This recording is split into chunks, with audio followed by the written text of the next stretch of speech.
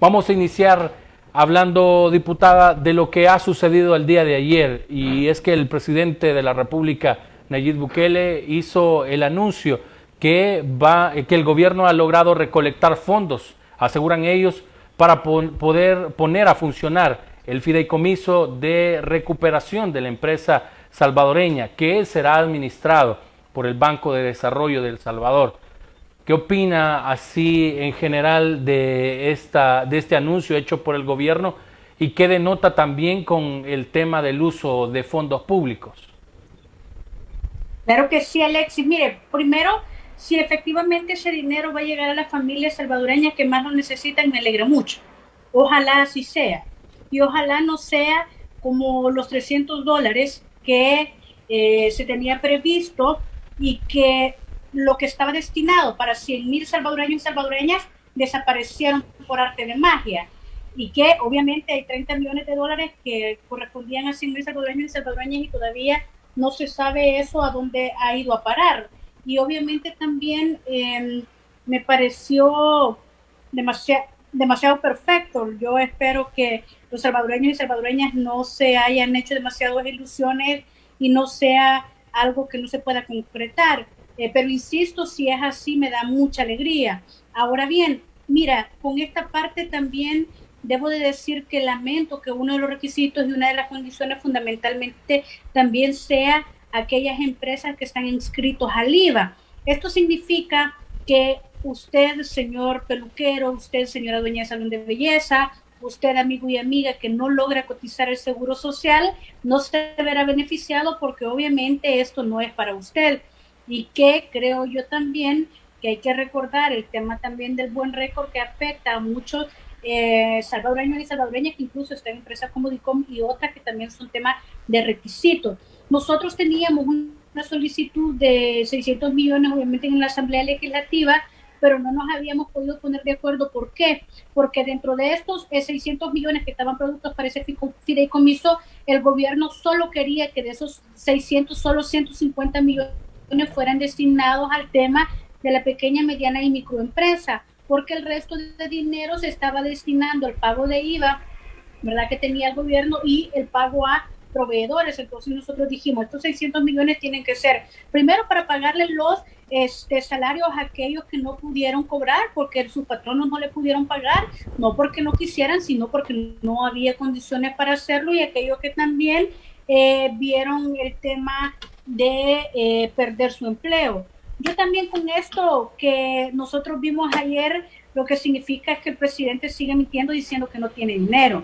Él dijo que la Asamblea Legislativa no le había dado ni un centavo partido por la mitad. Ustedes recordarán que esa ha sido la frase del señor presidente todo este tiempo, pero del dinero que él va a dar, este tema del fideicomiso ya pasó y ya fue aprobado por la Asamblea Legislativa. Ojo con ese dato. Yo con esto también quiero decir y quiero aprovechar lo siguiente. Fíjense, de ingresos corrientes y contribuciones, en lo que va del año, el presidente de la República ha recibido 3.200 millones de dólares.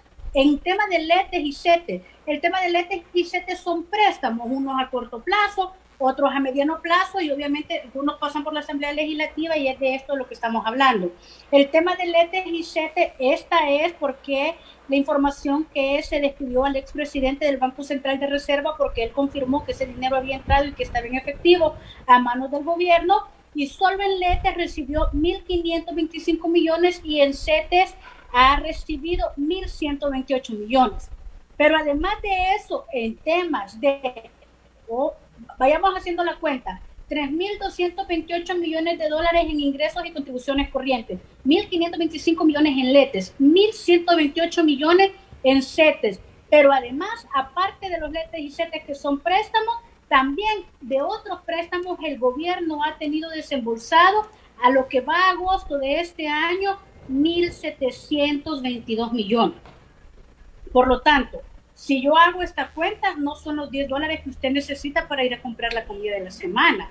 Si yo hago esta cuenta, no son $100. Si yo hago esta cuenta, no son $1,000. Si yo hago esta cuenta, estamos hablando que son 7.604 millones de dólares, lo que el gobierno tuvo en efectivo constante y sonante a agosto, porque agosto se hizo el corte sin tener el tema de septiembre y obviamente lo que va de octubre. Por lo tanto, lo que sí nos está confirmando una vez más es que el gobierno ha seguido mintiendo y sigue mintiendo en relación a los recursos que la Asamblea Legislativa le ha aprobado para poder enfrentar la pandemia. Hacíamos nosotros un tema de cuenta que el gobierno ha tenido aproximadamente 15 millones de dólares diarios para hacer un efectivo o para poder haber hecho un buen trabajo en el tema de la pandemia, que no lo ha hecho. Yo quiero decir que en la región de Latinoamérica somos el país que más dinero le hemos dado al gobierno de El Salvador para enfrentar la pandemia, pero irónicamente somos el país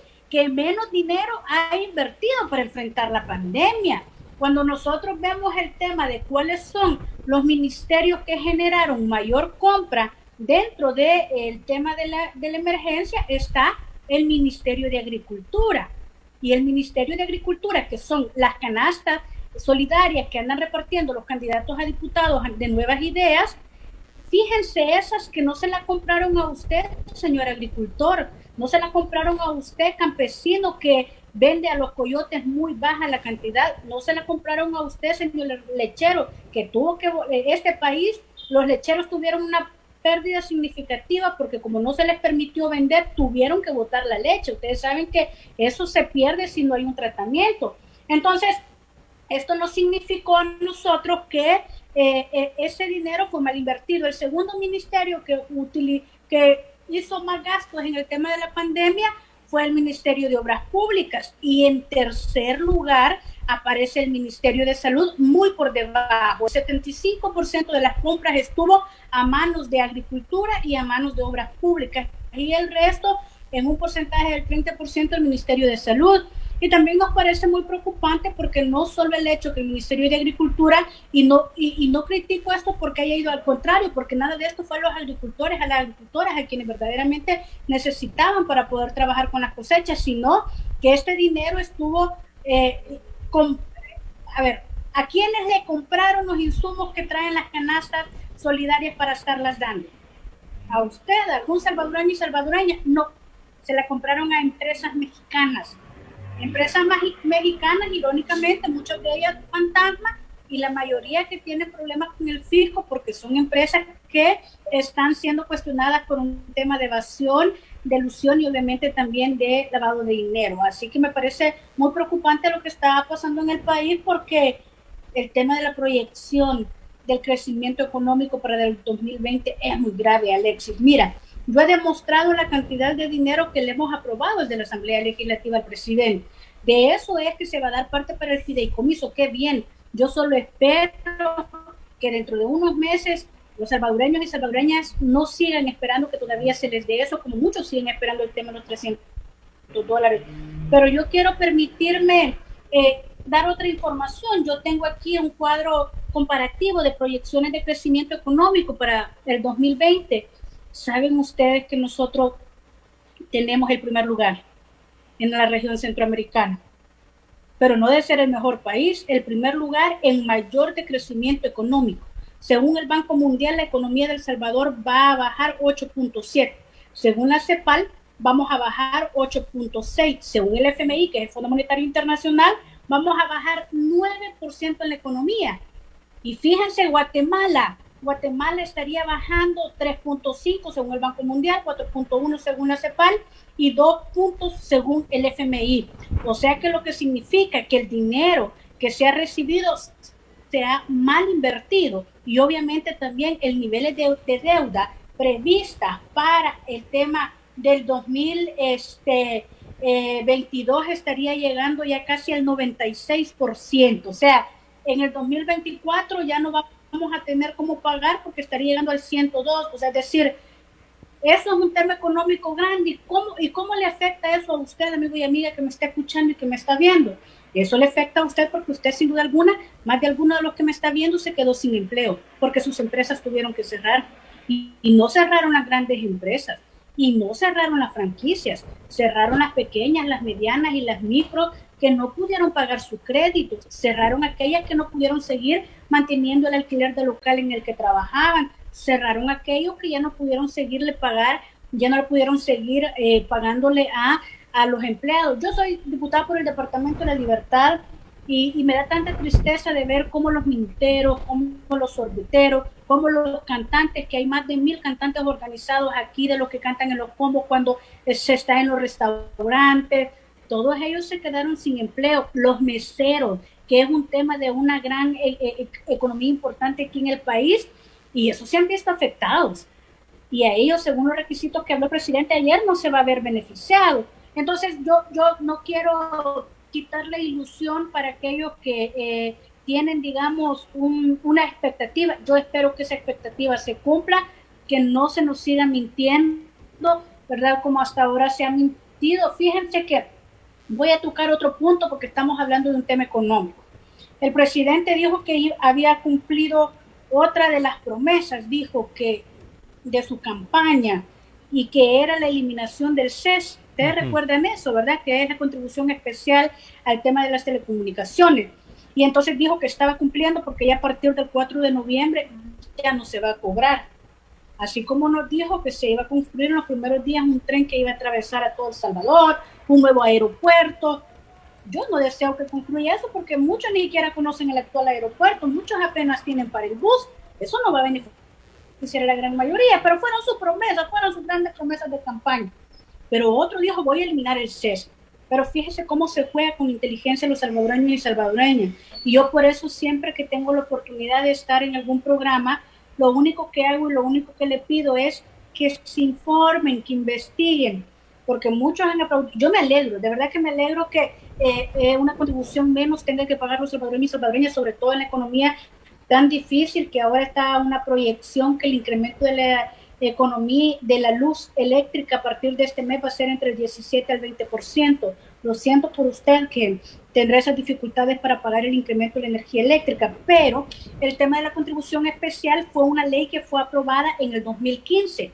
Esa ley es una de las leyes que eran de manera temporal, no permanente. Su vigencia no era para siempre, como otras leyes que están desde los 70, desde los 80. Esa ley, en su último artículo, establecía que la vigencia de esa ley tenía la vigencia cuando 5 años después de su publicación en el diario oficial. Esa ley, dice el artículo, que fue publicada en el diario oficial el 4 de noviembre del 2015. Por lo tanto, esa ley tenía una vigencia de 5 años y vence el 4 de noviembre del 2020. O sea, no es que el presidente haya quitado esa contribución, sino que se venció y ya no la puede seguir quitando. Si hubiera querido quitarla, la hubiera quitado cuando él llegó como presidente, sino que un año y medio después él sabe que esto se vence y que ya no se le podrá cobrar. Diputada, los funcionarios de gobierno y el mismo presidente de la República, Nayib Bukele, aseguran que, y en su momento lo han dicho, los diputados tienen secuestrados los fondos para atender la pandemia. Los diputados quieren vernos mal o quieren hacernos ver mal ante la población y por eso no aprueban los fondos que están en el órgano legislativo. ¿Qué opina usted de eso? Porque es muy reiterado este tipo de comentarios. Ahora le pregunto, ¿ustedes tienen secuestrados fondos para atender la pandemia? Fíjate, Alexis, que la pregunta es no. Y la pregunta es, ¿qué más quiere el señor presidente? 7.604 millones, ahorita, agosto. Señor presidente, ¿cómo ha invertido esos 7.000 millones de dólares? Señor presidente, si usted tuvo 15 millones de dólares para poder atender la emergencia, que incluye el tema económico de los salvadoreños y de las salvadoreñas, ¿cómo es que al final de este año vamos a tener un tema de desempleados de más de 100.000 salvadoreños y salvadoreñas? ¿Cómo es posible que el tema de la economía de las pequeñas, medianas y microempresas va a colapsar, no solo a nivel de desempleo, sino los negocios quebrados, las deudas incrementando, los intereses no disminuyendo? Al contrario, incrementando y no se podrá salir de la deuda. Yo, amigos y amigas, he planteado claramente, porque a veces a mí mucho se me cuestiona y se me critica, pero yo lo único que trato es informar a ustedes realmente cómo están las cosas. Fíjense que lo único que yo les estoy diciendo es que el gobierno ha tenido a agosto de este año 7.600 millones de dólares constantes y sonantes en efectivo en sus manos para que pueda atender la emergencia. Yo, la verdad es que pudiera quedarme callada porque fuera más cómodo para no estar recibiendo un montón de ataques, pero yo también tengo que exigir que este dinero sea bien invertido, porque ¿saben por qué? Ese dinero no lo voy a pagar yo, mucho menos lo va a pagar el presidente de la República. Él tiene su vida garantizada para cuando salga de aquí. Ese dinero lo van a pagar ustedes. Ustedes, amigos y amigas, lo están pagando, lo van a pagar. ¿Y cómo lo van a pagar? Incremento de impuestos. El FMI, las recomendaciones a todos los países, sobre todo en esto, está un tema de incremento de impuestos y dentro de ellos el IVA. Estamos viendo lo que está pasando en Costa Rica, justamente, que es un país, el tercero en nivel de crecimiento económico, pero ya está asumiendo las recomendaciones del FMI, del Fondo Monetario Internacional. Entonces nosotros no queremos que eso pase y obviamente él ha dicho que no es así. Ojalá que no sea así, pero como yo ya no sé qué creer porque dijo que iba a abrir los archivos del Mozote, no los ha abierto, dijo que iba a trabajar contra la corrupción, es el gobierno que más corrupción se está viendo, dijo que iba a hacer las CICIES, ¿qué más hemos sabido de las CICIES en este país? Dijo que no iba a poner funcionarios vinculados a cuestiones oscuras. Entonces yo sí creo que lo único que tenemos que hacer es, vaya, miren, está bien, votaron por el presidente, son seguidores del presidente, no, está bien, y esa es la democracia, a mí me encanta y vamos a seguir trabajando para que usted tenga el derecho y la opción de decidir a quién apoyar, pero también tiene que tener ese derecho y esa opción a informarse de cómo sus fondos estarán siendo utilizados, porque al final, cuando el país entre en un problema económico, lo que se viene es más desempleo, más pobreza, más delincuencia, más impuestos para los más pobres, y obviamente eso es una de las cosas que ustedes tienen que analizar. Antes de irnos a nuestra primera pausa, diputada, hay varios comentarios de nuestros amigos que nos están escribiendo en redes sociales y hay una pregunta muy repetitiva, o bueno, un comentario muy repetitivo, y es que aseguran ellos que Arena y el FMLN son aliados o tienen algún tipo de trato dentro de la Asamblea Legislativa. ¿Es verdad esto, diputada? ¿Ustedes son aliados del partido Arena? Es totalmente falso. Nosotros con Arena tenemos puntos irreconciliables que jamás nos vamos a poner de acuerdo. Pero que coincidamos en algunas cosas en la Asamblea Legislativa es muy distinto. Pero fíjate, yo les voy a dejar una tarea para aquellos amigos y amigas que se hacen esa pregunta, válida por supuesto, porque obviamente los ataques y el tema del bombardeo en comunicaciones de más de 50 millones de dólares en un presupuesto para comunicaciones, de alguna manera tiene que hacer su efecto. Y una mentira repetida 100 veces se convierte en verdad. Yo también les voy a dejar una tarea para aquellos amigos que planteen esto. Nosotros como FMLN somos un partido de izquierda. Arena es un partido de derecha extrema. ¿Por quién trabajamos?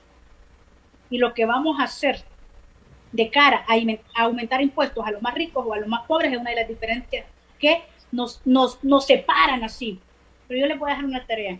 Revisen con quién ha votado Arena y gana cuando se trata de temas económicos del país, cuando se trata de aumentar impuestos, cuando se trata de incrementar la deuda, cuando se trata de favorecer a los grandes empresarios del país. Solo les dejo esa tarea y ustedes verán quiénes son los que verdaderamente tienen interés de cara al sector que están defendiendo en la Asamblea Legislativa. Yo quiero desmentir eso, lo quiero decir rotundamente, no es cierto, pero obviamente, como es algo que el presidente de la República vive diciendo insistentemente en su cadena, yo a veces digo, puchica, uno cuánto poder tiene de creer que es capaz de generar y de bloquear todo, pero yo lo único que pido es que nos informemos, porque aquellos que estamos informadas, es difícil que nos mientan y que, pues, por supuesto, como dice, puedan hacerle creer cosas que no son.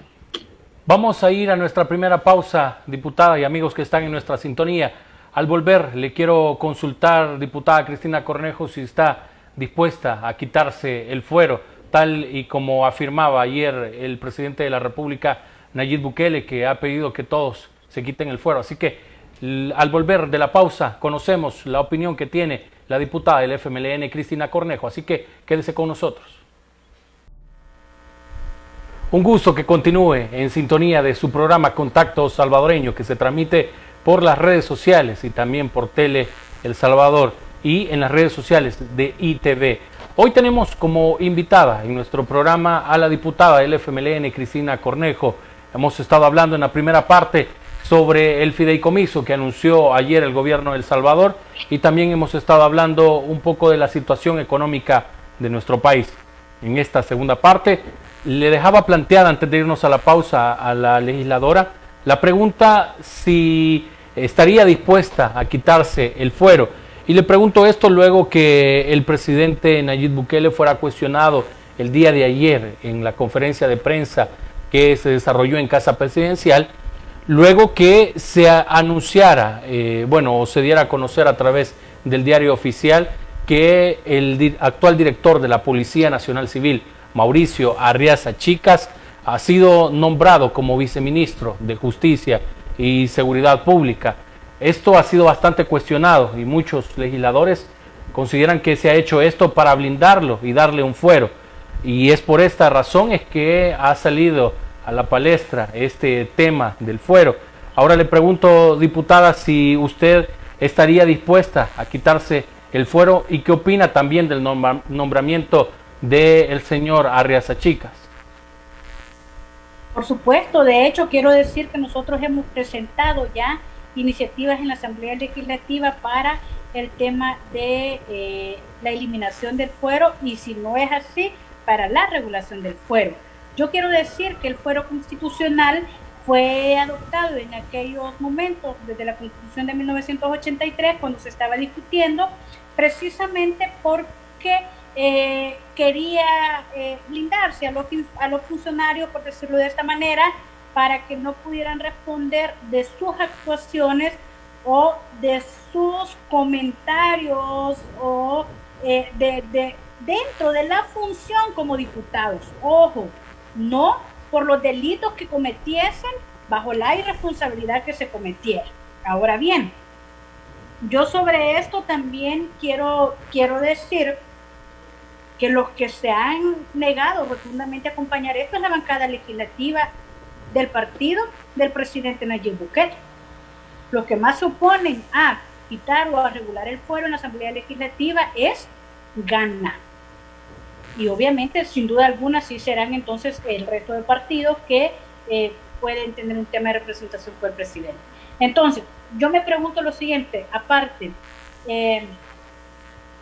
voy a hacer lo siguiente. Presidente, entonces, si ese no es el tema de blindar con fuero constitucional al señor director de la policía, que por cierto, su nombramiento es ilegal porque la Constitución dice que hay jurisprudencia sobre esto, que el director de la policía debe de ser una persona civil producto de los acuerdos de paz que se firmaron en 1982, en donde se disolvió obviamente el tema del ejército. El director de la policía es un militar retirado y él lo ha aceptado y obviamente no tiene problemas en eso. Esa es la primera ilegalidad.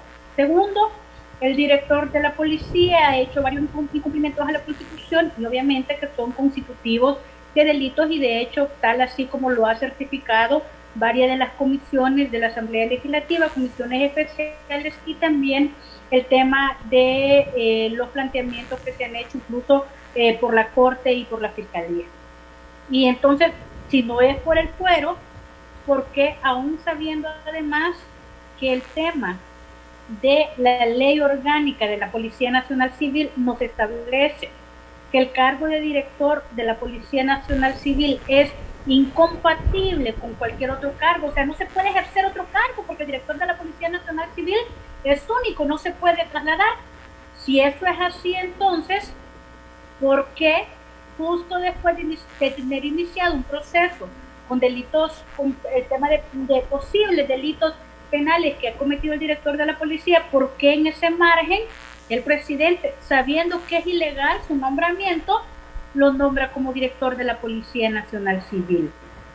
Pues yo me pregunto, si no tiene nada que ver con el fuero, ¿por qué entonces seguirá teniendo el tema de director y será viceministro de Seguridad? Y ojo, cuando este nuevo presidente llegó, hizo un nuevo organigrama, y dentro de su nuevo organigrama, porque se recuerdan que habían dos viceministros, ¿verdad?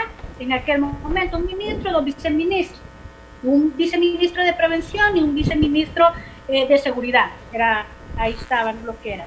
Pero entonces cuando este presidente dijo, no necesito dos viceministerios, eliminó uno y solo quedó el viceministro de Seguridad. Cargo que también se lo director de Centro Penal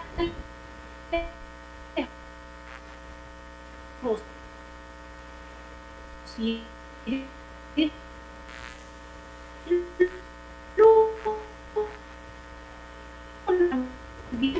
Bueno, estamos teniendo un poco de problemas con el audio, esperamos recuperarlo.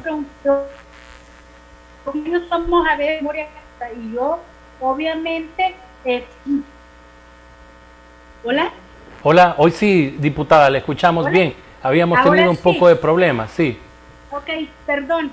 Entonces, decía que obviamente todavía muchos nos seguimos preguntando quién le pagó a el viaje a Osiris Luna, y ustedes recordarán también que después de esa pregunta que todo el mundo nos hacíamos, como un director de centros penales puede pagarse un viaje en una avioneta, en avión privado, que no fue solo una vez, de más de $30,000 por viaje, dependiendo de cómo es, o quién se lo pagó, quién se la prestó. No nos pudieron responder, y justo momentos después los nombra viceministros, porque los ministros tienen fueros constitucionales. ¿Qué está haciendo el presidente de la República? ¿Está generando impunidad en este país? Que sus malos funcionarios, aquellos que se están viendo vinculados con el tema de posibles actos de corrupción y de pacto con pandillas, les está poniendo fuero para que la ley no pueda actuar en contra de ellos. Y obviamente eso me parece muy preocupante, porque ustedes que obviamente me están viendo, yo por lo menos espero generarles algún nivel de cosquillitas y de interrogantes para que se puedan hacer esta pregunta. Una pregunta más: ¿dónde están las CICIS? ¿Qué acción está tomando las CICIS? Que de hecho la esposa del que está nombrado para ver eso está trabajando en CEPA, quiero decirlo, porque entonces ¿qué nivel de objetividad tenemos? Sí me parece grave, totalmente dispuesta a la fracción legislativa del FMLN. Mi persona, no tengo nada que esconder, no tengo nada que ocultar. Ustedes podrán decir temas peyorativos míos, que por cierto, obviamente debemos de tener muchas similitudes con su mamá, con sus hermanas, con sus hijas. Me da mucho gusto y me da mucha alegría, porque así somos las salvadoreñas, así somos las mujeres. Entonces a mí pero bueno, voy a decir eso. Pero podrán decir cualquier cosa, pero vinculadas a la corrupción, vinculados a temas que le están haciendo mucho daño al país. Fíjense ustedes, yo cuando hacemos esa comparación, porque también tengo el gusto de ver los comentarios y quisiera referirme a uno de ellos, que es nuestro compatriota desde el exterior, si me lo permite, porque sí, también hay muchos temas que decir, pero yo me pregunto y yo digo, chica, que me comparen a mí con una señora vendedora del mercado, ¿ustedes creen que eso me va a ofender? Mira alegría. ¿Qué opina de estos comentarios, diputada? Porque no, pero yo lo digo sí. Esto, Alex, ¿y sabe por qué lo digo? Porque el tema de la comparación de las cosas que están haciendo los funcionarios del gobierno con lo otro que está pasando, ¿a quién desvían la atención? ¿A quién afectan? ¿Seguiremos entonces nosotros ocultando el nivel de corrupción que está habiendo en este gobierno? En 1 año y medio, amigos y amigas. ¿Seguiremos entonces nosotros en cortinas de humo? ¿Seguiremos entonces nosotros justificando que todo lo que se hace es porque se tenía que hacer? Yo quiero dejar esas incógnitas, y obviamente no es para que las respondan ahorita, sino para que ustedes se las lleven, las piensen y las analicen, porque yo sí creo que esto es un tema de que ustedes tienen que entender que algo grave está pasando en este país, Y algo grave porque nos están robando a todos y a todas, no me están robando solo a mí. Si el piso que se están robando es de los salvadoreños y salvadoreñas, entonces con tu pregunta en relación al tema del fuero, por supuesto, los que no somos corruptos no tenemos nada que esconder, los que no hacemos cosas ilícitas no tenemos nada que esconder. Es más, Alexis, llamaría al resto de las fracciones legislativas, ya ven, ¿por qué el FMLN no es igual que Arena? Ya ven por qué sí Arena es igual que Gana y los partidos de derecha, que en estos temas se ponen de acuerdo. Entonces yo ahí es cuando les inicio a hacer un tema de una comparación, ¿verdad? Precisamente de las cosas que están sucediendo. Así que, por supuesto, totalmente de acuerdo. Y ahora, si me permite quisiera hacer una referencia, porque salió una nueva noticia ahora de la embajadora, de la embajadora nombrada, Alexis, no sé qué seguía, pero si me permite... Sí, no hay problema, diputada, díganos. Sí, es que porque además yo sé, y un saludo a todos los amigos y amigas que están viéndonos desde el exterior, desde fuera de las fronteras patrias, ¿verdad? Y obviamente en esto, yo también, porque había mucha gente que se estaba preguntando sobre esto, y qué bueno que podamos tener la oportunidad de compartir. Fíjense que ahora volvió a salir una noticia en donde de nuevo reitera la embajadora nombrada de El Salvador hacia Estados Unidos, que están esperando, por cierto, que Estados Unidos acepte su nombramiento, porque eso así funciona, dice y confirma que el 50% de los salvadoreños que están en Estados Unidos quieren regresar de los Estados Unidos para venirse a El Salvador. Y yo les pregunto a ustedes que me están viendo, que están desde allá, que no se han ido porque han querido, se han ido porque la necesidad los ha obligado, se han ido por buscar mejores condiciones que el país no se los pudo dar, y que se han ido incluso teniéndose que separar de sus familias, de sus mamás, de sus hijos, de toda su familia. Y entonces nos dicen 50% de los... A mí me suena también muy complicado esto, Alexis, porque de hecho ese es el porcentaje de la política antimigratoria del presidente Trump. Entonces, tenemos una embajadora nombrada que va a ir a Estados Unidos a generar un retorno de los salvadoreños hacia El Salvador, y no lo que esperamos y para lo que son nombrados los embajadores. ¿Para qué? Para que ayuden a gestionar una garantía definitiva del estatus migratorio de los salvadoreños. Para eso nombramos a los embajadores, no para que los traigan de regreso. Si miren, si ustedes tienen su vida hecha ya, ustedes tienen sus hijos, tienen sus propiedades, su negocio, o trabajan en restaurantes de limpieza, pero tienen su vida hecha ya, y ustedes son de los que quieren regresar. Pero además nos dicen, nuestra diáspora es grande. Yo sí reconozco, sí les agradezco, porque sin ustedes la economía ya hubiera ido en quiebre, sin ustedes la economía no estuviera sobreviviendo. 4,000 millones de dólares en remesas hasta el mes de septiembre, gracias a ustedes, gracias a ese esfuerzo, gracias a esos sacrificios. Y entonces, si quieren traer al 50% de los salvadoreños que están en el exterior, nuestra economía sería peor, porque muchas familias ahorita están sobreviviendo gracias a la remesa que están enviando nuestros compatriotas. Entonces yo en eso sí quiero decir que obviamente también ustedes tienen que estar valorando, porque también fueron muy utilizados en campaña y que también esperaban temas significativos, de avances significativos, y que sabemos que en estas pandemias muchos pudieron o quisieron que los consulados se abrieran y no tuvieron una atención y una respuesta definitiva ante los problemas que también estaba pasando.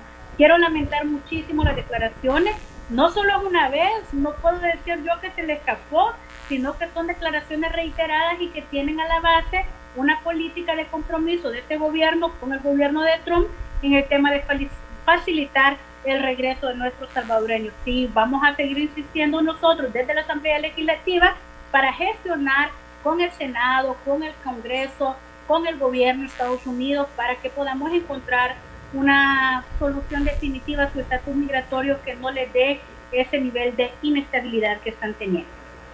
Otro de los temas que vamos a abordar, diputada, es que este día se reunieron los 262 alcaldes del país, se reunieron acá en San Salvador. Esto para tomar decisiones en torno al FODES y los 5 meses que no se les ha entregado.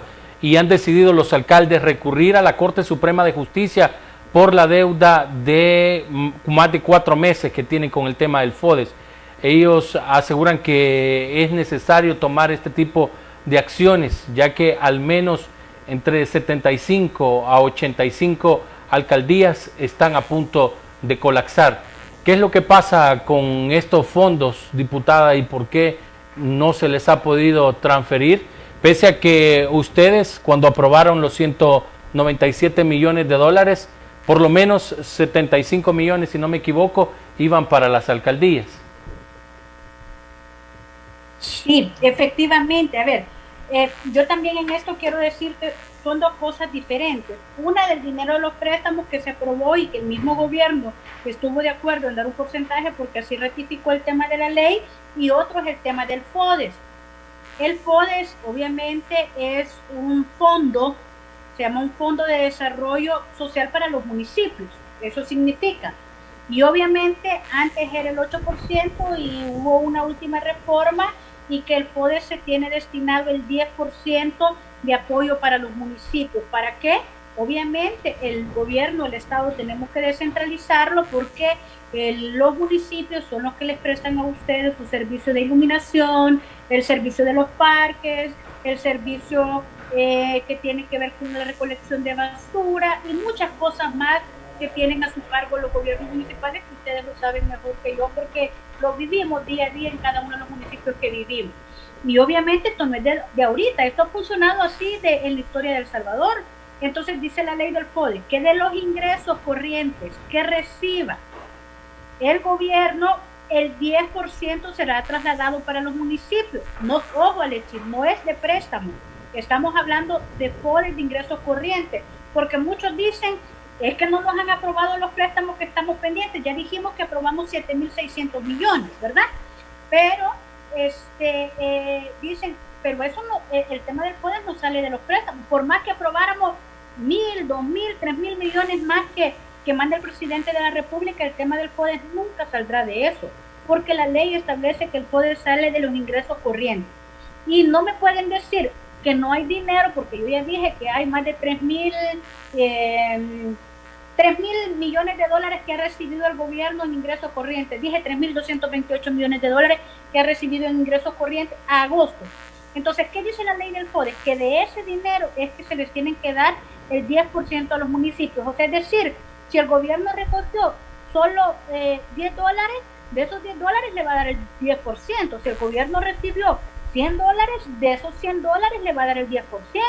No le va a dar más de lo que no pueda entregar. O sea que si el gobierno recibió, para decir, 500 millones de dólares en el mes de agosto, para poner un ejemplo, le va a dar el 10% de esos 500 millones. Si recibió 300 millones en septiembre, le va a dar solo lo que le corresponde en base a lo recaudado. Entonces, en esto también es otro manejo político que ha habido, y recordemos que los municipios sobreviven fundamentalmente del FODES, porque hay muchos municipios que no sobreviven de las tasas y de los impuestos porque hay municipios muy pequeños. Y también la ley establece que de esto el 75% se utiliza para gastos de desarrollo, lo dice así, y el 25% para gasto administrativo, que incluyen los salarios de los empleados. Por eso es que también hay una mala información que dice, pero si de ahí no se le paga a muchas alcaldías, sobre todo las pequeñas, las 76 a las que tú hacías referencia,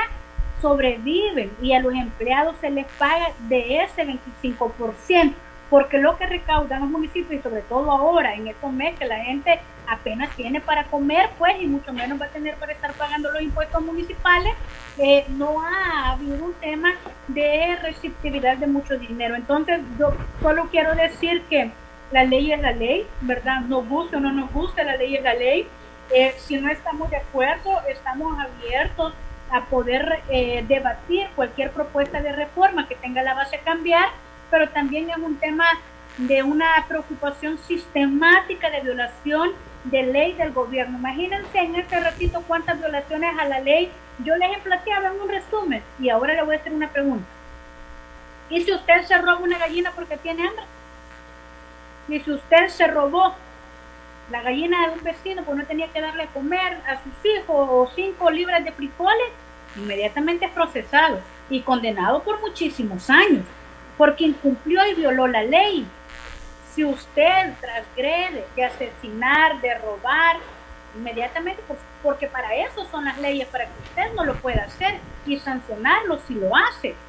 Pero el presidente fácilmente viola las leyes y lo que hacemos es aplaudir. O sea que la justicia no es igual para todos. Estamos claros que algunos sí lo podemos hacer, lo pueden hacer, pero otros no lo podemos hacer, no lo pueden hacer.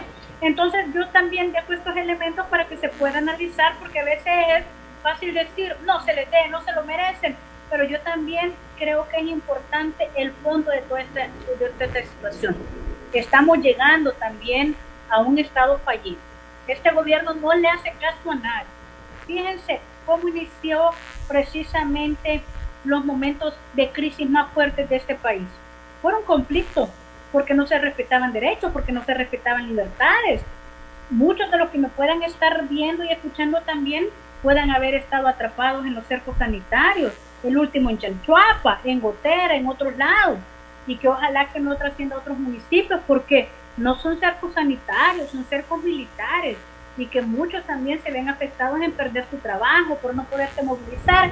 Así que yo creo que también es importante que podamos revisar y ver que lo que hay del fondo es mucho más grave que no solo pagar el FODE, sino una actitud reiterada del gobierno de incumplir la ley en este país.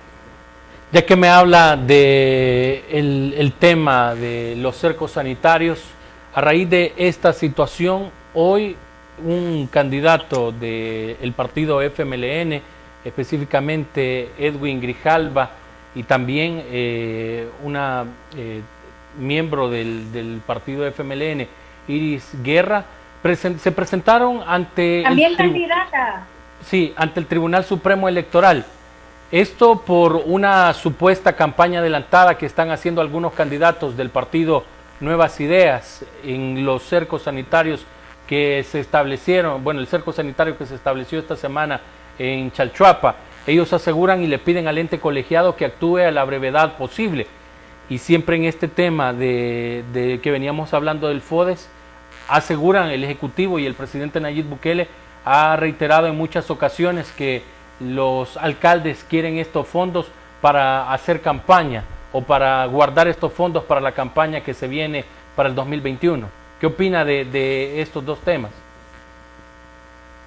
Lo mismo le pudiera decir yo al presidente, que para eso quiere los 7.200 millones que le hemos desembolsado y los más de 1.000 que todavía están pendientes y más de 1.000 que vienen de nueva deuda para el nuevo presupuesto presentado. 1.300 millones más de deuda en esta propuesta del presupuesto presentado por el gobierno. Pero yo le digo, podemos coincidir, presidente, podemos hacer, pero presidente, la ley es la ley. Hay que entregar ese 10% a los municipios para que desarrollen obras, para que recojan la basura, para que entreguen esto. Yo por eso le invito y le insto a que si no cree que el 10% es mucho, que por cierto, yo debo de recordar que cuando él fue alcalde de Nuevo Cuscatlán y alcalde de San Salvador, salía a las marchas con los alcaldes porque diciendo que el 8% era muy poquito, pero que además exigía a los gobiernos de turno en aquel momento que se entregaran, porque decía que alcaldías chiquitas como la de Nuevo Cuscatlán colapsaban precisamente porque sobrevivían de eso. Entonces yo también se los dejo porque ahí anda en las redes circulando también esa propuesta. Entonces yo sí quiero lamentar, pero sabemos que no es porque no hay dinero. Las respuestas del presidente y del ministro de Hacienda lo que confirman es que no es porque no hay dinero, sino porque también ellos, por un fin político, quieren ahogar a las municipalidades para que sus candidatos a alcaldes se fortalezcan. ¿Cuál es la respuesta del ministro cuando se dijo págale a los empleados? Que me aprueben el presupuesto. No dijo no tengo piso. ¿Qué dice el presidente ahora con el FODE? Que lo quieren para campaña. No dice que no, porque él sabe que independientemente de lo que recolecte tiene que ser el 10%, pero solo lo dejo ahí. Ahora bien, efectivamente nuestro compañero actual diputado suplente, Edwin Grijalva, que es diputado por Santa Ana, junto con la compañera Iris Guerra, se presentaron ahora en las instalaciones del Tribunal Supremo Electoral para denunciar la posible violación de la ley en el caso de campaña adelantada. Pero yo más que eso también quiero lamentar lo siguiente. Mira, la gente está en una situación difícil. Muchos perdieron sus familiares, muchos estuvieron en una situación grave, muchos pasaron el susto de su vida. Mi familia ha perdido familiares, ha perdido amigos cercanos, las familias de ustedes también, sin duda. Muchos pasaron este virus en casa y lograron sobreponerse, y qué bien por ello. Venimos con un nuevo miedo de una nueva ola de esto, un repunte en relación al tema de lo del COVID. Y lo que hacen es ir a hacer campaña por este tema de miedo y incertidumbre de la población.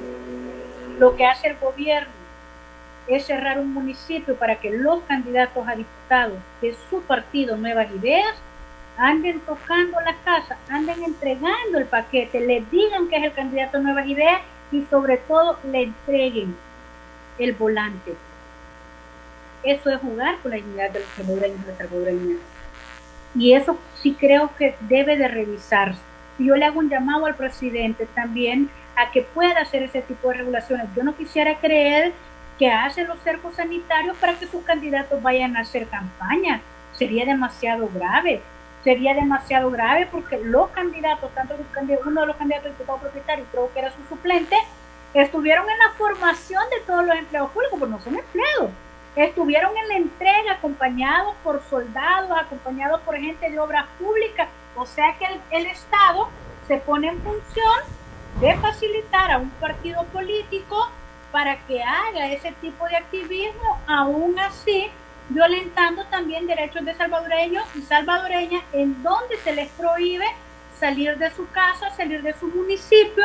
Incluso muchos de ellos por esas prohibiciones han perdido su trabajo. Yo creo que hay cosas de mucho más fondo, mucho más trascendentales que el gobierno debe de pensar cuando cierra un municipio. No es un tema de demostrar tengo el poder, lo puedo hacer, cierro, abro cuando quiera. Y él mismo dijo y que determinó que no eran suficientes los casos de Chalchuapo para hacer el cerco. Pero el show ya estaba hecho, la campaña ya estaba realizada. Yo sí creo que los salvadoreños y salvadoreñas merecemos más en un tema de atención a esta pandemia y también merecemos más respeto, merecen más respeto de nosotros los funcionarios en cómo afrontamos, cómo enfrentamos precisamente este tema de esta pandemia, porque es una crisis más para los salvadoreños y estar generando un nivel de odio, de confrontación, de pelea, si es lo que menos queremos, si eso hay en la familia, hay en la comunidad, hay en la colonia, la violencia está generalizada. Yo creo que los funcionarios tenemos que unirnos a encontrar soluciones reales a los problemas que está teniendo nuestra población y que en lugar de estar peleando, criticándonos entre nosotros, nos unamos. Yo también quiero hacer ese llamado porque creo que solo uniéndonos verdaderamente podemos salir adelante con esta grande crisis que está enfrentando el país. Nos quedan alrededor de 4 minutos, diputada. Todavía hay 2 temas antes de cerrar la entrevista. Le quiero preguntar primero que ayer el presidente de la República, Nayib Bukele, ha calificado como un show las inspecciones que se han hecho en las sedes militares por el caso de la masacre del Mozote. Y esta mañana, a través de un comunicado, las víctimas han respondido y aseguran ellos, y les cito parte de lo que dijeron, que consideran que es repugnante el hecho de lanzar falsas acusaciones contra las instituciones y organizaciones amigas de los derechos humanos. ¿Cuál es su lectura de esto? ¿Qué más que lamentar precisamente esa actuación? Es precisamente a lo que me refiero. Fíjense ustedes. El presidente, más allá, le guste o no, esté de acuerdo o no, es obviamente el presidente de la República. Me guste a mí o no me guste, electo por todos los salvadoreños, es el presidente. Y nosotros siempre hemos respetado eso, precisamente.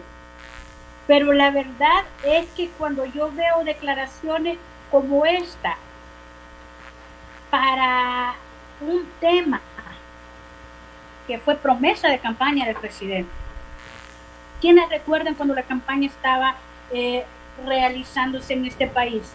¿Qué fue lo que él dijo? Dentro de las primeras cosas que iba a hacer.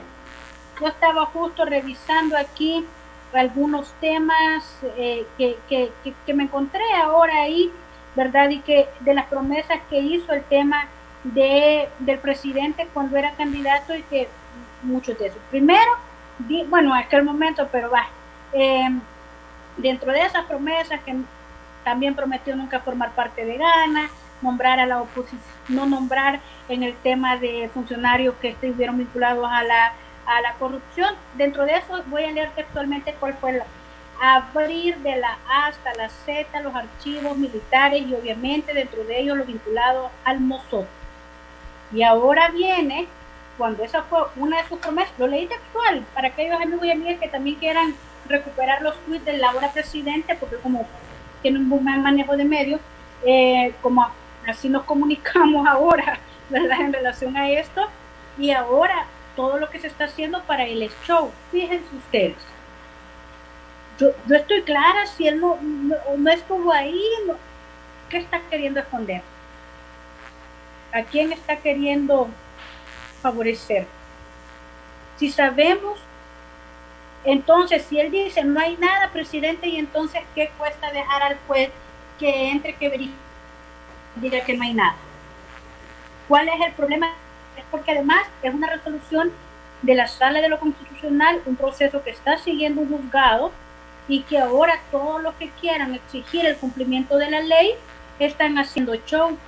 Y yo la verdad me solidarizo con esas organizaciones sociales, con esas organizaciones que siempre han buscado un tema de la verdad, de la reconciliación, verdad, de que se garantice la no repetición de esos hechos terribles y que muchos estamos comprometidos a que esos tiempos jamás en la vida se vuelva a reiterar o a vivir en este país. 12 años de la guerra que no pueden ser olvidados por una historia, pero que debemos de luchar para que no se vuelvan a hacer. Así que yo lamento y me solidarizo con la iglesia, con las instituciones académicas, con aquellos que están abanderando esta lucha, no de ahora, esta lucha de siempre. Y ustedes también recordarán que el presidente incluso invitó a una cena a las familias humildes de los sobrevivientes de la masacre del Mozote, a casa presidencial, obviamente con toda pampa, con toda elegancia,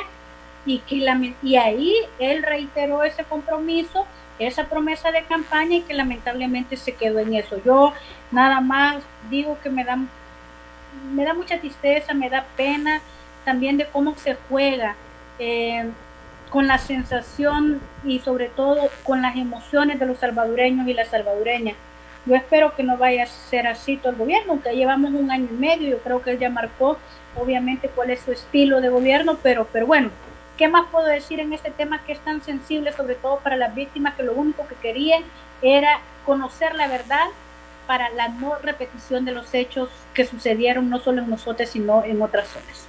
Para finalizar, diputada, hay varios comentarios de nuestros amigos, pero hay unos que se han estado escribiendo en los últimos minutos y aseguran: en el 2021, Cristina Cornejo para fuera de la Asamblea Legislativa. ¿Qué opina usted de esto y qué les puede decir a los amigos que piensan de esta manera? Bueno, mis saludos y bendiciones para ustedes y sus familias. Esa es la democracia que estoy defendiendo y esa es la democracia que seguiré defendiendo. Que sean ustedes los que decidan si voy para afuera o también me quedo defendiendo sus derechos para que no sean pisoteados en las próximas elecciones. Que Dios los bendiga, porque lo que nos espera no está nada fácil. Gracias, diputada, por haber estado con nosotros esta hora de conversación que hemos tenido en Contacto Salvadoreño. Un mensaje final que le quiera dejar a los amigos que nos han estado sintonizando. Al contrario, muchas gracias a ustedes, los amigos que nos han estado escribiendo, y obviamente yo solo quiero agradecer por haber escuchado, y que si a ustedes alguno les generó un nivel de incertidumbre, de cosquillita de lo que yo dije, por favor informémonos, averigüémonos, porque la verdad nos hará libres, dice un buen dicho. Así que nada más quiero dejar esta emoción, esta invitación, y que vamos a seguir trasladando este tema de información para que ustedes puedan tener las mejores valoraciones. Y de verdad, que Dios los bendiga, seguirse cuidando del COVID, esto no se ha terminado, viene un rebrote, y obviamente tener las medidas que sean necesarias para enfrentar este virus. Gracias, diputada. Le deseo una feliz tarde y un feliz fin de semana. Muchísimas gracias. Gracias igual para ustedes.